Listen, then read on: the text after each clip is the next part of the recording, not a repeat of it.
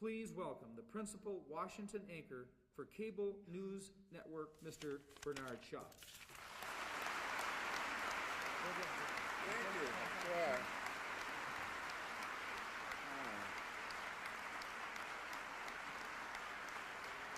Thank you. Thank you. Thank you. Thank you very much. Good morning. To President Weefall, and to you, Mr. President, and your colleagues of the faculty, and to you, Madam President, and to you, ladies and gentlemen, and especially the ladies and gentlemen who came up from the elementary schools across this state, good morning, and I thank you.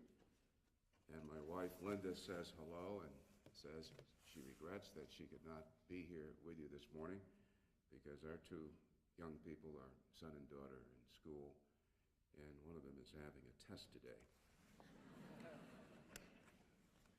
I must tell you, I have not been this pensive since October 22nd, 1990, and that was the afternoon I had been driven around Baghdad for about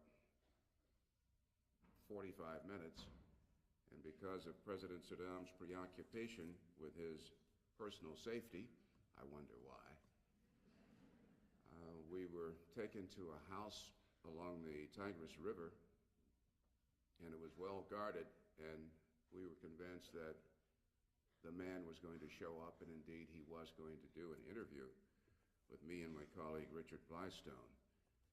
And we stood on a highly polished white marble floor, and all of his lieutenants and sub-lieutenants were scurrying about in this immaculate mansion. And then we heard the screeching wheels of cars, and I looked through some Tergal curtains and saw 3 or 4 olive drab Mercedes-Benz drive up, and he got out and walked up. And when he entered the hallway, you could hear the clicking of heels. And as you looked into the eyes of this man's top advisors, you knew that he commanded respect, total respect, and in some instances, as we know, respect on pain of death. As I say, I have not been that pensive since. Ladies and gentlemen, I come to you at the invitation of one of the finest universities to grace this land. I come to you as a fellow Midwesterner, just 2 states away, an Illinoisan who is fond of simplicity and directness, two of many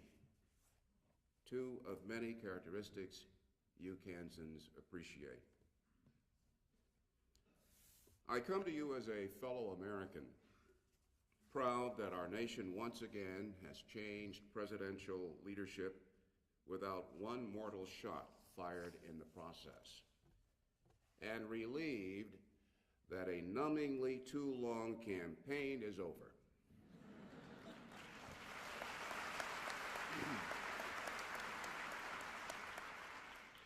There were 2 surprises in this election. Bob Dole was reelected, and Kansas voted Republican. You know, in capitals around the world, leaders and their advisors are squirming. Most were pulling for our incumbent president. Had you polled them after the euphoric Desert Storm victory in the Gulf War, when George Bush was riding an 80% plus popularity wave, those leaders would have said Bush was a re-election certainty. But as our electoral marathon for the White House unfolded, and as candidates dwindled, so did the certitude in world capitals about who would be raising his hand to take the oath of office on January 20th, 1993. Overseas, observers seem to forget that Americans are utterly serious about choosing a president, that they are capable of surprising holders of the smart money, that Americans are capable of electing a general, a peanut farmer, an actor, a haberdasher, a governor from Arkansas. Generally, as a people, we have been blessed to have had solid performances from most of the 41 presidents in our nation's history. Democracy is not a smooth sauce. Democracy is a chili of different currents, changes, and contradictions. Democracy is the lone dish in constant need of seasoning, stirring, tasting. Democracy is never, never done.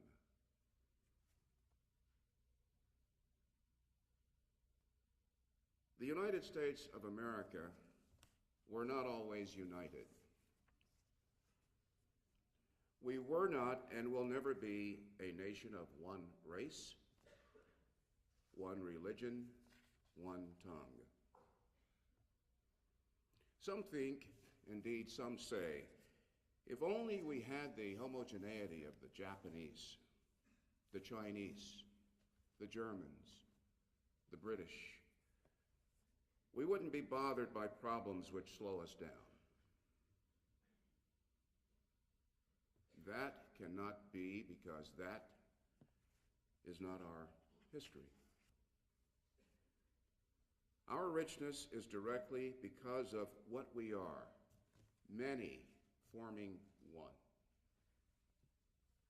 Our nation's greatness is its potential to become greater. Each of us is an instrument for change. Most of us want to awaken one morning in this lifetime, our lifetime. Most of us want to awaken one morning to say, for example, our long racial nightmare is over. Our fire in the night has been put out. But as we begin streaming by the millions into cinemas to see the movie Malcolm X, and as we wonder when and where will the next Los Angeles explode in deadly fury, as we struggle to dissolve with reason and understanding racial and ethnic stereotypes, we know the next generation will receive from us the state of the nation as we leave it for them. If you, an American, fear for your country, if you, an American, agonize over our faults and our fissures, remember this. No other nation on the face of this earth is struggling to do what we as a people profess to believe in and have undertaken to make reality. No other nation. You ought to believe something in life. Believe that thing so fervently that you will stand up with it till the end of your days. Dr. Martin Luther King Jr. said those words. Alfred M. Landon believed and acted out those words. Landon, King, two Americans who made their lives instruments for change. What they felt, the many causes they fought, held this nation's and this world's interest and attention. We, all of us, are beneficiaries of their legacy. It is regrettable that we sometimes take for granted what two of our finest sons did unselfishly to make life better for all. But you know, Globally, we Americans have been selfless to a fault. Japan's and Europe's ashes of war became our challenge to help rebuild with billions of dollars in massive aid and assistance. Some argue we did the job too well. Today, the playing field is not level. Europe is acquiring economic and trading muscle that cannot be ignored, and Japan's proficiency in the international marketplace is legendary. For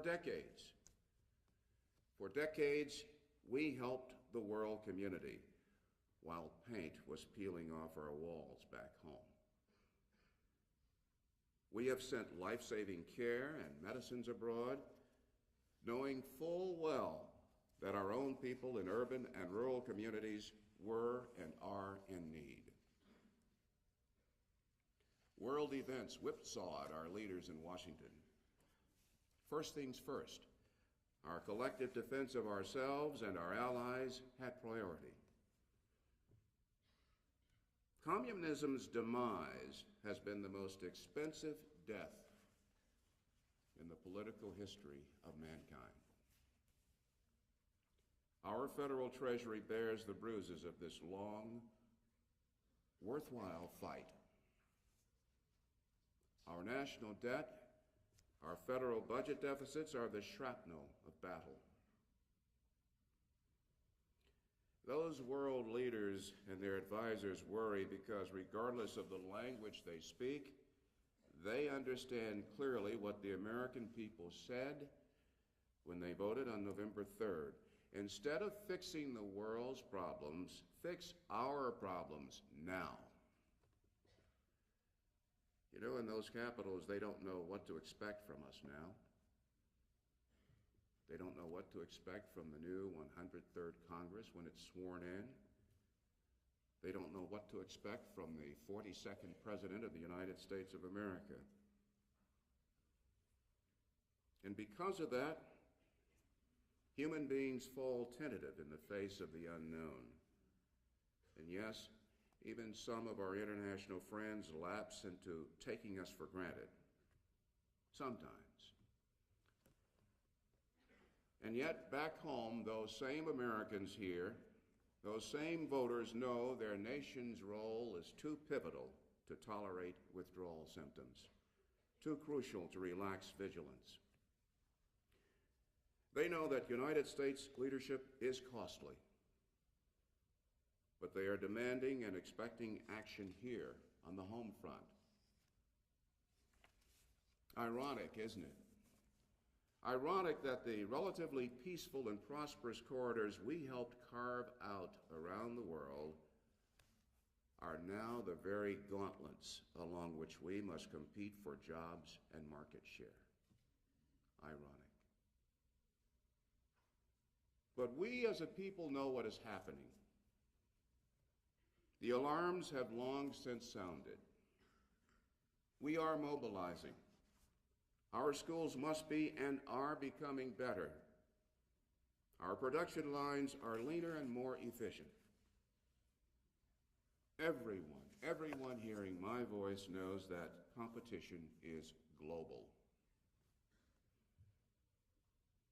But ladies and gentlemen, we in this great country are not putting on the field all our players, nor are all those players being rewarded fairly. And that is what I really have come to speak to you about this morning. We cannot win this fight if we do not change our attitude about women in our nation.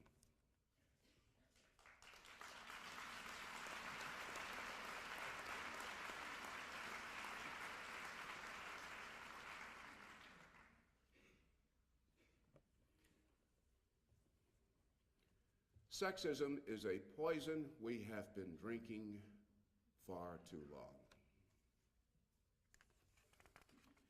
22 months ago, the United States led 27 other nations in the Gulf War.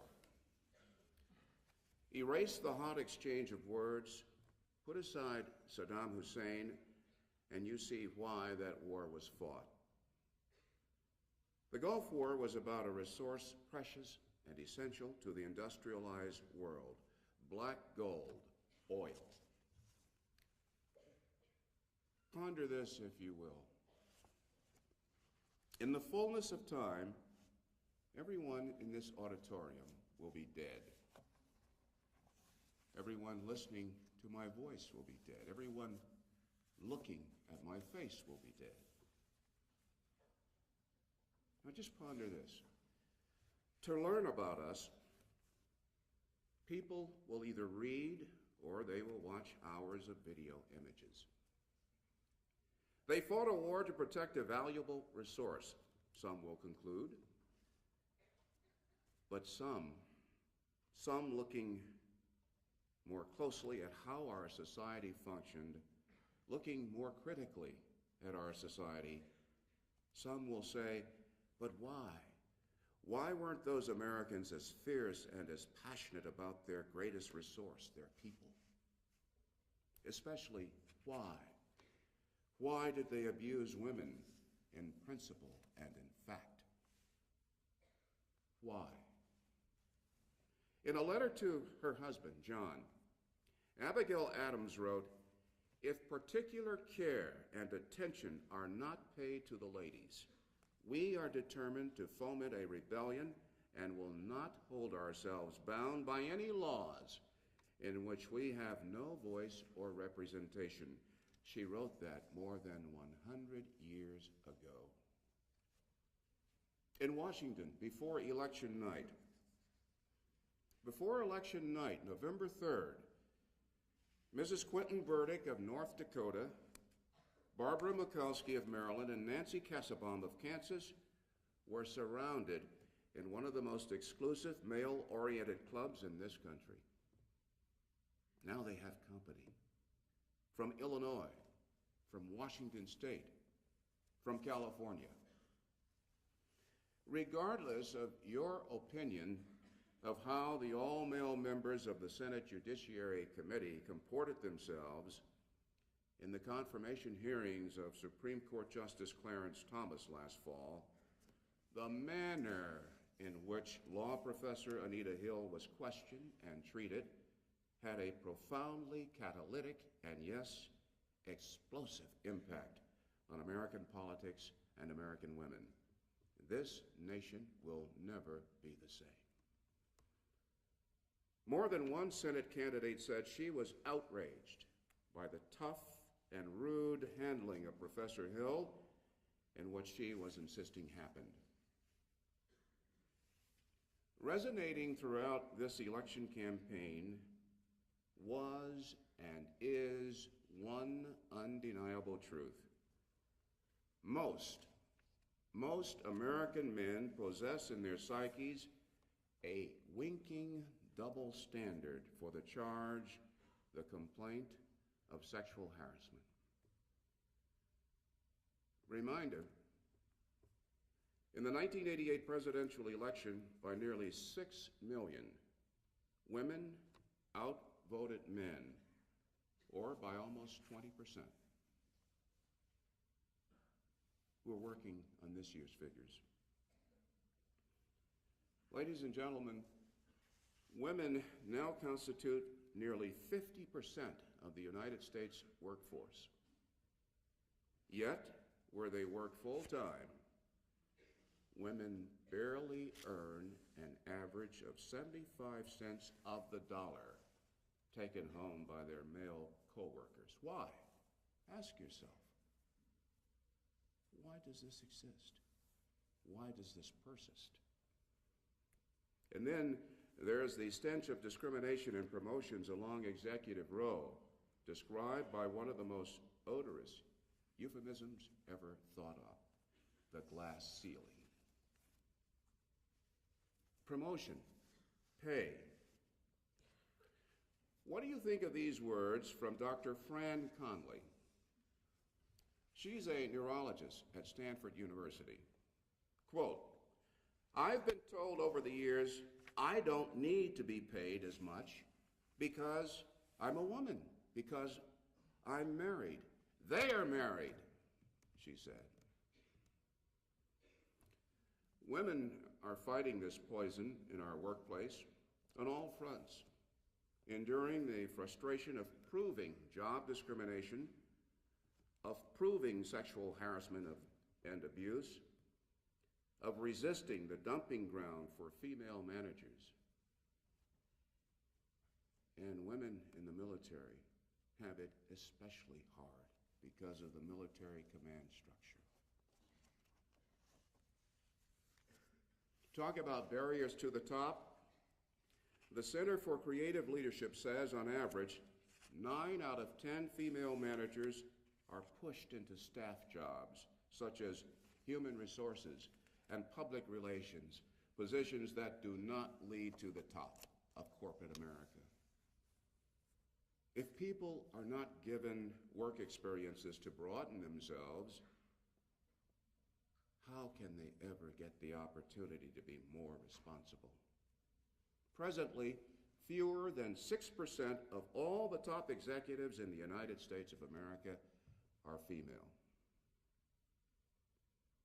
This problem, this crisis, this scandal is exacerbated by a natural human tendency to surround yourself with people like you. Labor Secretary Lynn Martin says, if the person at the top is male and white, quote, invariably, he picks people around him who are just like him. And as this happens each day in our cities, each day in our counties, and each day in our states, each day we as a nation of people suffer. And when this great nation suffers, we lose another step in competition because we are failing to use fully our most precious talent and resource, our own people.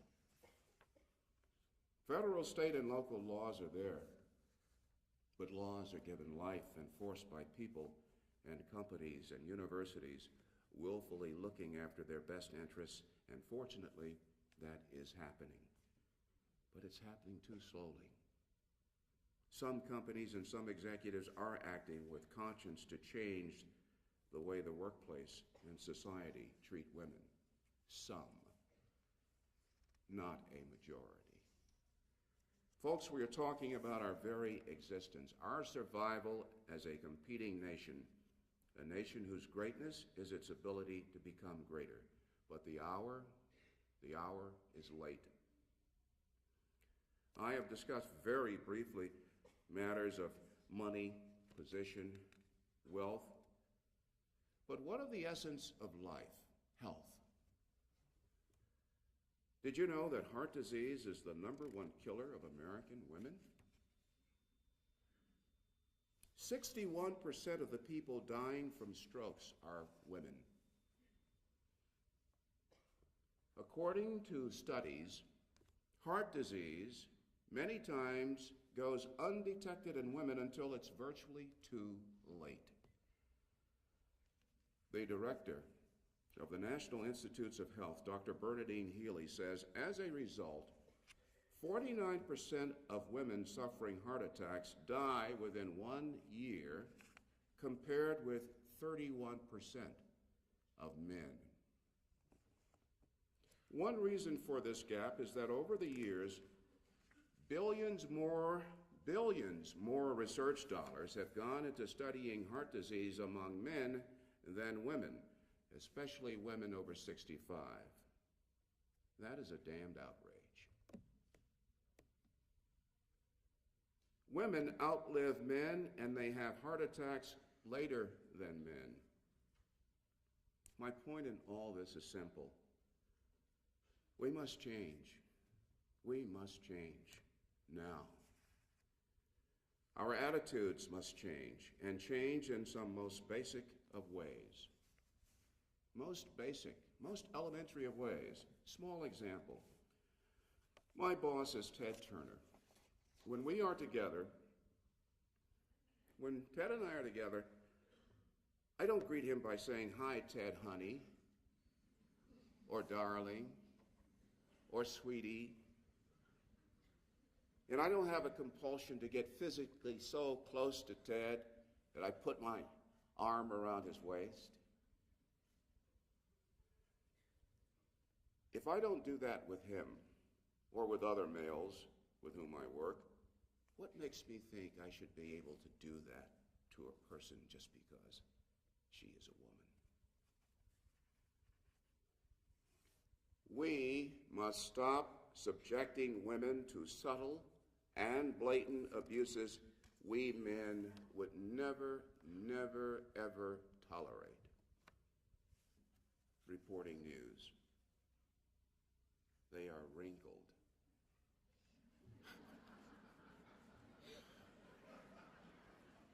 They are gray. And they have this appearance of being very experienced because of their wrinkles and because of their gray. It is time for television and our nation in general to stop this deluding fixation, this silliness, this preoccupation with youth. And it is time to respect the right of women, especially in television news, but in other professions. It is time to respect the right of women to wrinkle and to gray on the job.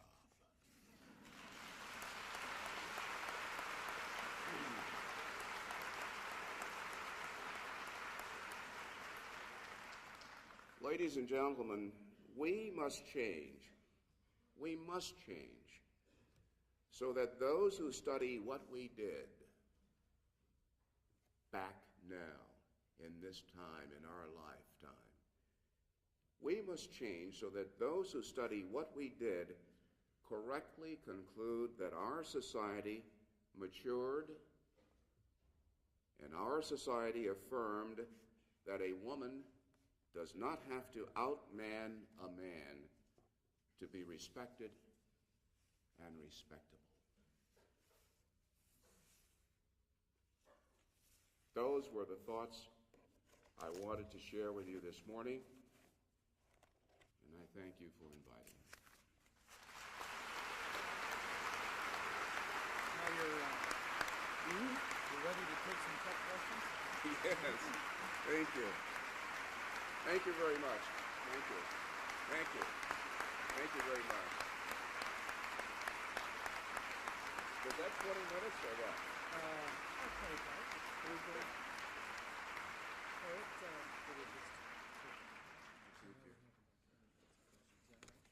It's excellent. I'll stay as long as you want me to. Okay.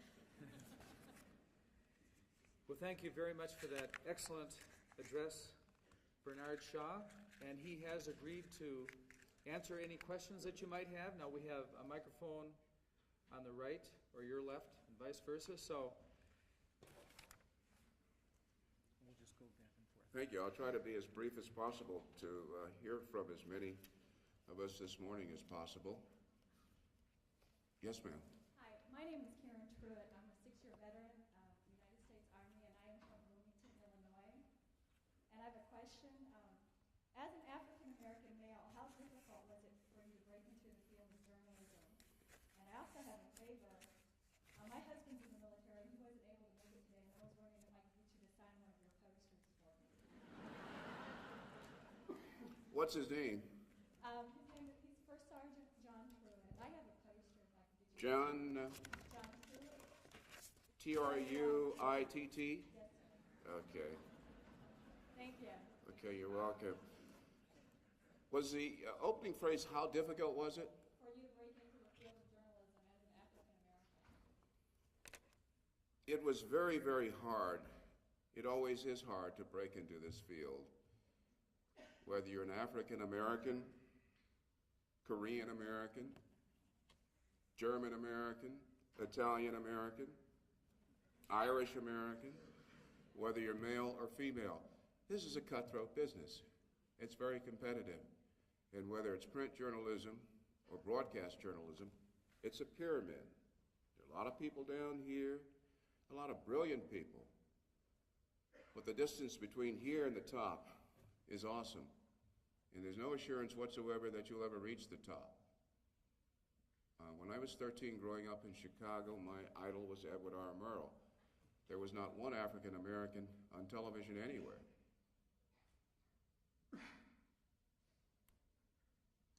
Journalism is difficult to describe in terms of all of the houses or the rooms in the house of journalism. And because of that, there's so many things that can happen to you, and there's so many things that must happen in your development if you're to become a good journalist. And there's a raging debate about what constitutes a good journalist. But it's not a matter of race. It's not a matter of race. Journalists can never take no if they are pursuing their goals. And if you encounter racism or sexism as a woman, racism as an African American or any other nationality, are you really going to let that stop you from doing what you want to do? Have the sacrifices that were made by your parents, your ancestors, your relatives, your friends, have those sacrifices been in vain? You have a torch to carry. No, human beings don't allow things like that to deter them. Yes? College education graduate student and a freelance journalist from Wichita, Kansas. Secret I'd like to share with you first as a comment. I'm proud to hear you speak this morning, and like you to know that you're one of my mentors.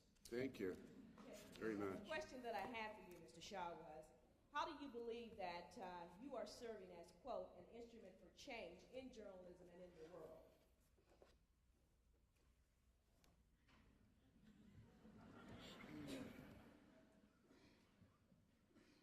While you give me thought, I also have a little souvenir for you from ABC affiliate in Wichita, Kansas.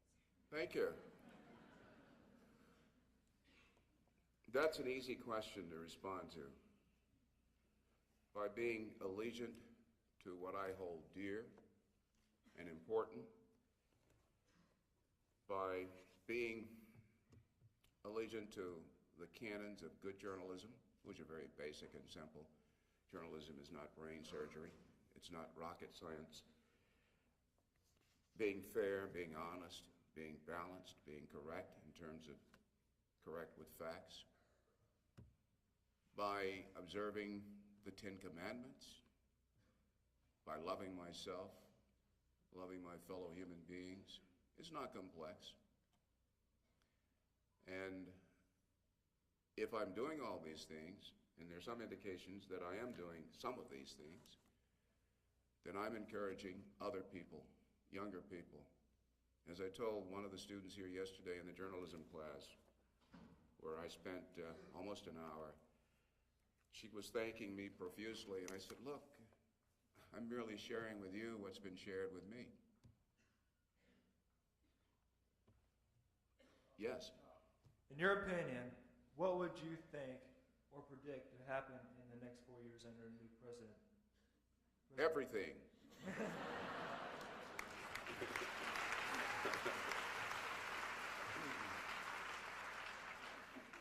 To seriously respond to your question, just as I said, there are world leaders in capitals who are squirming. They are uptight. They don't know what to expect. They don't know what's going to happen. And those Americans, they threw out George Bush, a known quantity to these people. They threw out the Republicans in the White House. After 12 years of an association, now we, putting ourselves in the minds of the people around the world, are thinking to themselves, now we've got to get to learn these Democrats in the White House, and we've got to get to understand this guy named Bill Clinton and Al Gore. And the American people have said, listen, knock it off, concentrate on our problems here at home. So a lot will happen. I think that President Clinton will have a very, very difficult time with the electorate if he cannot show reasonable results on the economy. I think the American voters are on a hair-trigger footing. They will not tolerate their demands going unanswered. And if Bill Clinton does not produce on the economy, I think he will be a one-term president. What I really fear for is that as an American, pulling for the Congress and its new members, as an American, pulling for the president, because if they do well, we all do well. It's not a matter of partisan politics, because I'm neither a Republican nor a Democrat. What I worry about are the foreign policy issues and crises over which no president has control. Those things have a way of sneaking up on you in the dark and really sapping you of energy, of time, and solutions. That's what I worry about. Yes?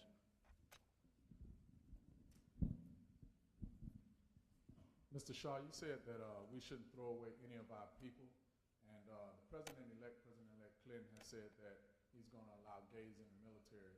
I, as a future military leader, see that as a very big challenge. What are your thoughts on gays in the military?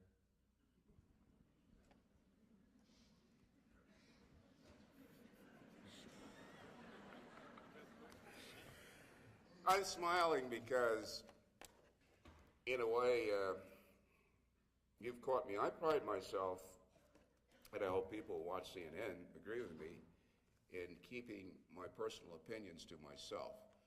I'm not talking about analysis or commentary in reporting political news or covering a convention. But generally, I would like to think that everyone who hears me doesn't have a clue about my politics and doesn't have a clue about my feeling about certain issues. You know how I feel about sexism and abuse of women now, but you would never know that watching me at work. And you're not supposed to know my personal opinions, because personal opinions have no place whatsoever in the reporting of straight, as we call it, hard news. I have no problem leaving my ego and personal opinions at home.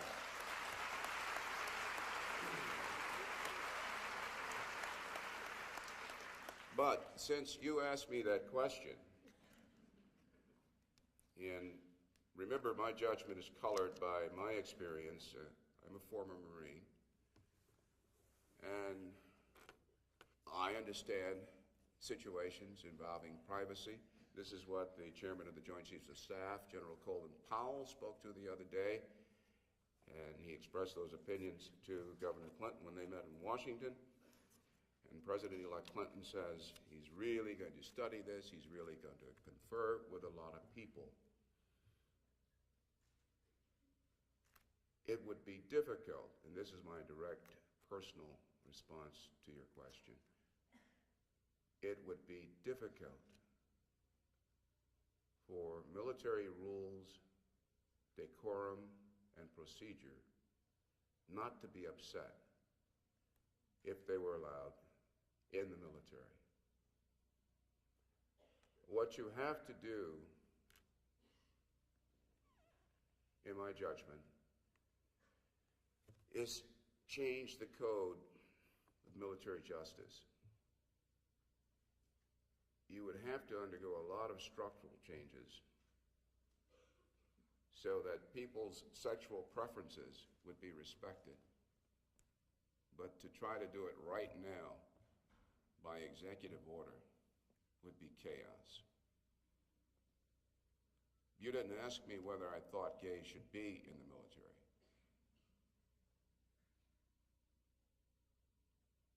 But I hope I've addressed your question. Mm-hmm.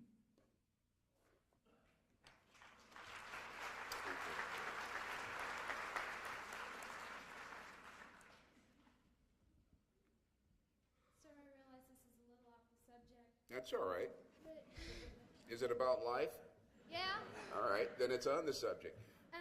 Do you feel the American people benefited from the instantaneous coverages of incidents in the Gulf as compared to the delayed coverage in other wars, and why or why not? Yes, I do. I just wish that we had not been shackled in our ability to cover the Gulf War.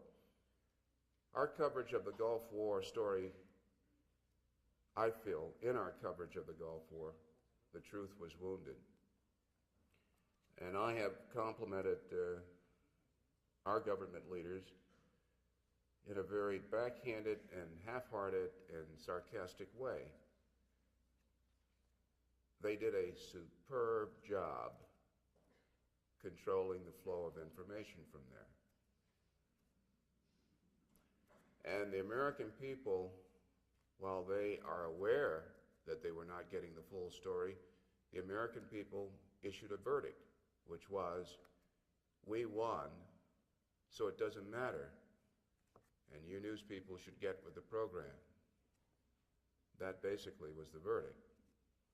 But of course, as a journalist, I recoil at what was done to us and what was done to the truth over there. And I get a lot of static when I express that point of view. But why were we upset at the way we were treated, the way we were censored?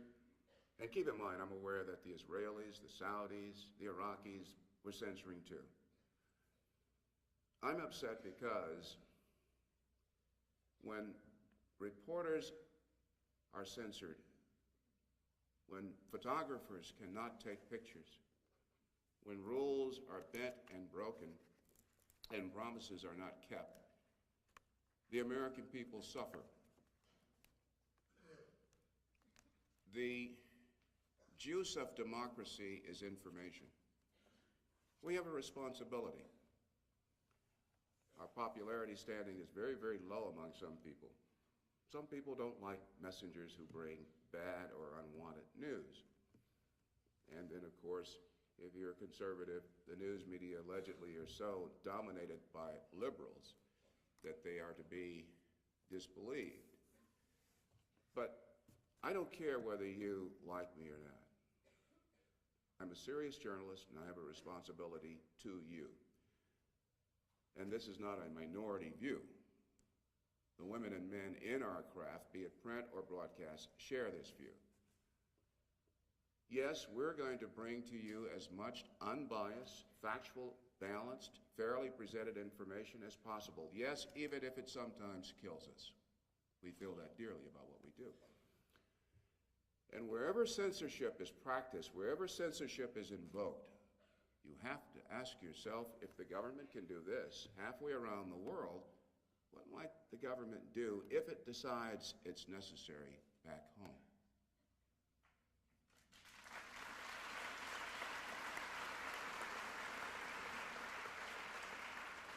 So in the sense that you back here could hear, and keep in mind, Baghdad was a very restricted area. That's just one piece of the Gulf War. But it gave you an appreciation for what was happening, and you could make comparisons as you do. That's the whole purpose of our function, to give you information so that you decide for yourselves what's fair, what's not fair, who's lying, who's shading the truth. You decide for yourselves. That's the purpose of the whole exercise. And I was just terribly glad that you could learn to an appreciable extent what was going on as it was happening. I was not as comfortable, nor was Peter or John as comfortable as you were back here. Yes, sir. Now, Mr. Shaw, be careful. This is a completely different accent now. If you don't mind my accent, I won't mind yours. Absolutely not. First of all, I would like to thank you on my own turn for being here, because you and Peter Jenny from ABC have been a great inspiration for me several years ago when I was learning the English language, just 6 years ago. Mm-hmm. Thank you. My question, first of all, I wish, since you are one of my favorite persons on TV, I wish to have a picture with you later when we're done. I have my camera ready. What's your name? My name is Kwasi, and I'm from the Ivory Coast, West Africa.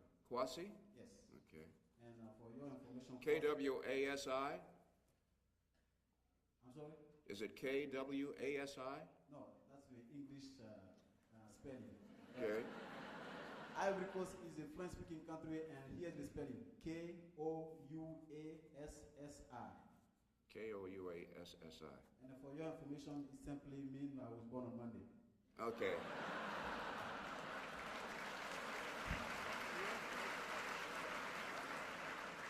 I should be quiet and let you ask your question. Okay, this is going to be a little bit out of subject, but it's about CNN coverage. Uh-oh. CNN News War Report is one of my favorite programs on TV every Sunday with Ralph Wang, who is being helped now by a lady. But when CNN is going through certain part of the continent, let's take specifically the African continent, it seems to me that CNN News camera cannot go in some countries. And this doesn't mean that no news means good news. Several years ago, about 2 years ago, in the country, Ivory Coast, where I'm from, there was some trouble going on there. And I've been looking for the media to provide me the information going there, but CNN News was not going there at all. So what they did, and it seems to me that CNN News focus only in most English-speaking countries in Africa. So I just want a little bit clarification what they did. Well, we have a bureau in Nairobi, and we get around that continent as much as we can. We don't have a program in which we concentrate solely on English-speaking countries in Africa. Very frankly, there are some countries that don't want you snooping around and looking at situations, talking to opposition leaders. That's just not in Africa. Nobody can forget the fact that we were kicked out of Beijing as the Chinese government was pulling the shades or trying to blindfold the world on what was happening in Tiananmen Square. But we do what we can, and we're getting stronger in terms of personnel. And CNN has another network that's not seen here in this country, CNN-I, as we call it, International. And that is a network that will devote even more of its resources and time to international news stories than you would see on CNN, the regular CNN network here in the United States. And we're not doing that because we're altruistic. We're doing that because of competition. The BBC and CNN are really in a cat and dog fight in the Orient. And the competition is good, as we know. We improve with competition. But we're doing a lot to improve our international coverage. But we're not avoiding countries because they don't speak English. In fact, our personnel payroll is going up because of efforts to hire people who speak languages in certain countries. We're not perfect, we never will be, but we'll steadily improve. Bernie, we have time for one more question, right over there. Good afternoon. I was watching a show, and they said that about 82% of the press was Democratic, and like the rest were communist. And I wanted to know what you thought about that. And the show I saw this on was Rush Limbaugh. And I wanted to know, what do you think about him? And what do you think about Rush Limbaugh also? Well, that statistic is wrong.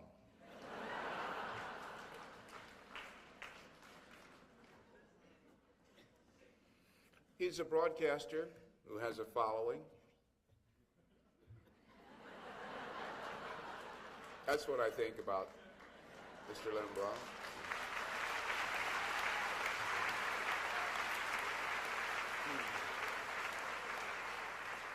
I sincerely thank you. My mother used to say, it's not what you say, it's how you say it. And my father used to teach us, it's not what you do, it's how you do it. And we all know the saying, if you can't say anything nice about someone, don't say anything at all. So, Thanks so much for that. thank you very much. Thank you. Well, thank you very much, Mr. Bernard Shaw. Didn't he do a great job?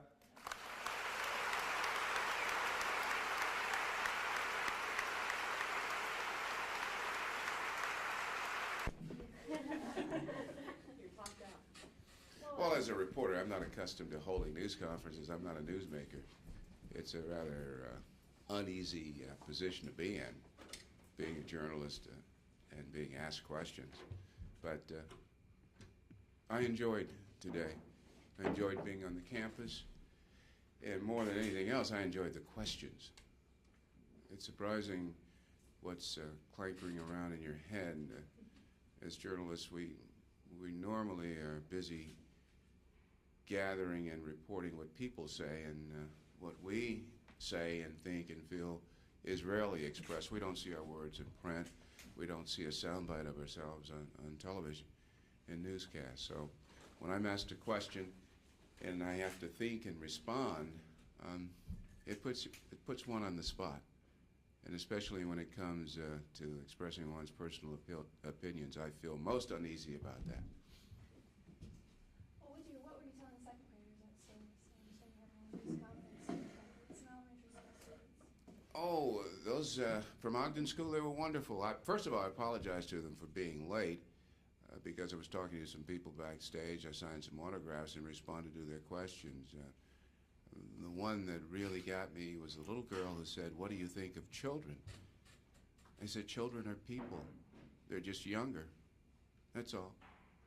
And there were questions from them ranging from, do you like your job, to how many television sets are there at CNN? And that one really stopped me. I told the little guy that I'd have to talk to the personnel chief in Atlanta. But I like talking to students, especially the younger the better, because you learn. And I especially like the critical questions and criticism. Criticism is not pleasant, but I learn more from criticism than I do praise. Does this celebrity, almost celebrity status, unnerve you a bit? It doesn't unnerve me. It makes me feel uneasy, though. I'm not a celebrity. I'm not a personality. I'm a reporter. And it creates problems because the television has a tremendous impact, and television makes you appear larger than life. I understand that, but that part of it I don't like. Most people don't mean any harm when they approach you on the street or in a restaurant or what have you. But if I had my way, I would not even sign autographs. I'm not a personality. I'm not a celebrity. I'm a journalist. Has that just escalated since the Persian Gulf War? Did you cover to that? Or you Well, always dealt with it existed before, but clearly it became more pronounced after returning from the Middle East and the Gulf War. Well, let's talk politics a little bit. Bob Dole, obviously, is a Kansas senator. What's going to be his role on Capitol Hill, in your opinion, in the coming 4 years? Bob Dole has already flagged or semaphored or telegraphed what his role is going to be in Washington. As a Republican, as the loyal opposition, he's indicated that he's going to keep them honest. He's going to watchdog the Democrats on the Hill, and he's going to, as he said, be President-elect Clinton's chaperone. Also, Bob Dole, obviously, for his own vested interest, will be doing what he can to tell the people of Kansas that he's their guy in the Senate, and he's doing a great job. Bob Dole is a politician. Bob Dole is a fine American, too, and a fine human being. You didn't ask me about Nancy Kassebaum, but she, on the same hand, is also a fine person, a fine human being, a very effective senator. Those aren't platitudes. Those are simple facts. Okay, well, while we're on the subject of Nancy Kassebaum, she's surrounded by other women senators that are Democratic women senators. What kind of role as a woman in the Senate, a Republican woman, is she going to be playing in the Senate, do you think? She plays a very vital role in the Senate, and there's so many women's issues that have not been addressed before by that predominantly male body that it doesn't matter that she's a Republican and they are Democrats. They care about issues that are very important, not just to women, but to all citizens of our country. And I think we'll all be amazed at the effort at getting unanimity on issues, the efforts at teamwork, and the cooperation. We'll be amazed at how well the Republicans and the Democrats, especially the women, work and cooperate on common problems. There's a refreshingly good recognition by everyone that we have problems. If there was a mandate, it was from the American voters saying to the men and women on Capitol Hill who will be in the 103rd Congress, look, knock it off, concentrate on our problems for a change, let's go to work. You have our support, we'll help you. But just don't play partisan politics as you have in the past.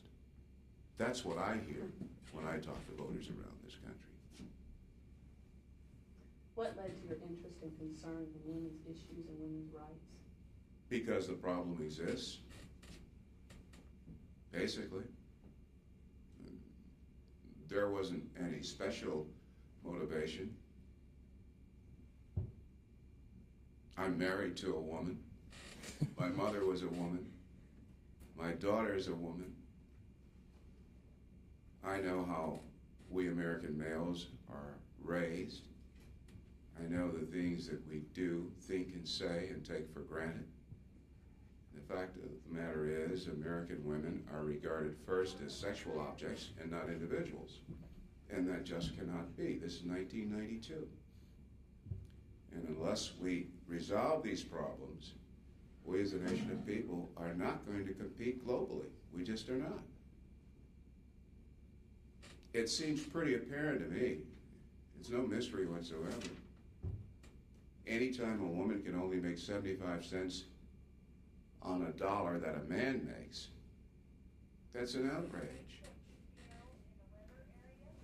If Congress is appropriating money for research, medical research, concentrates on the medical problems of men rather than women, that's an outrage. Women pay taxes too. So we've got to change our attitudes in this country. And when we change the attitudes, everybody benefits. It's criminal, morally criminal, when a student tells a little girl, don't concentrate on your science course. Science is for boys, math is for boys. That's criminal. Attitudes.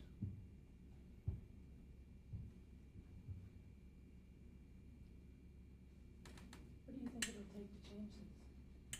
Persistence, time, and more men becoming more vocal about this problem. Some women think it's self-serving to not only complain, but to point out where problems exist. I don't think that's so.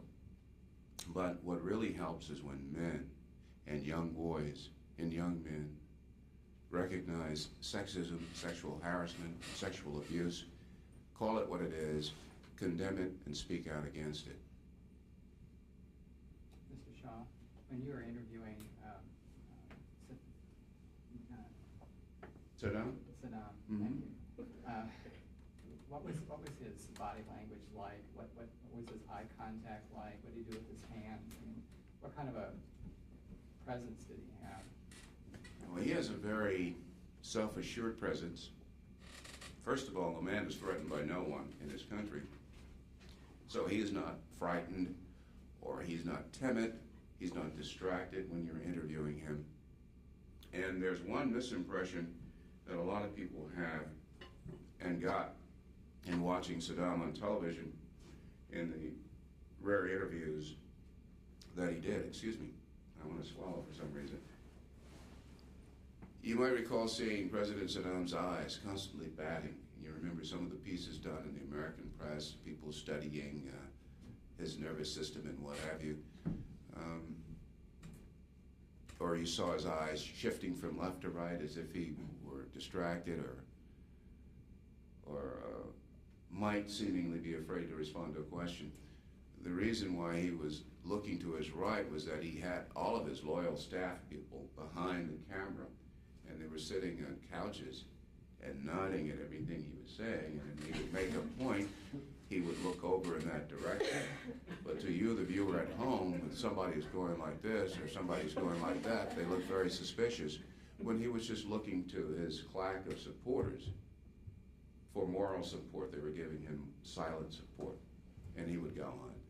Hands, no fidgeting body movements whatsoever. He is in charge of that country. He rules through fear, and he kills people. We have time, one more. Anyone with a burning question? I just thank you for all your time you've given to Oh, other thank you. people and your attitude. Well, I was invited here by the university to do the Landon lecture It was an honor. I'm just amazed that after agreeing last January, I'm actually here because, you know, anything and many things do happen. So it's important. It's important to share what was shared with me. You've got some very outstanding, not only professors in this School of Journalism, but you've got some outstanding students. And it's hard when you're a student here to envision yourself 20 years from now here. But it's really a relatively short distance, especially if you're helped along by people who've been there before. So thank you. Thanks very much. Thank you.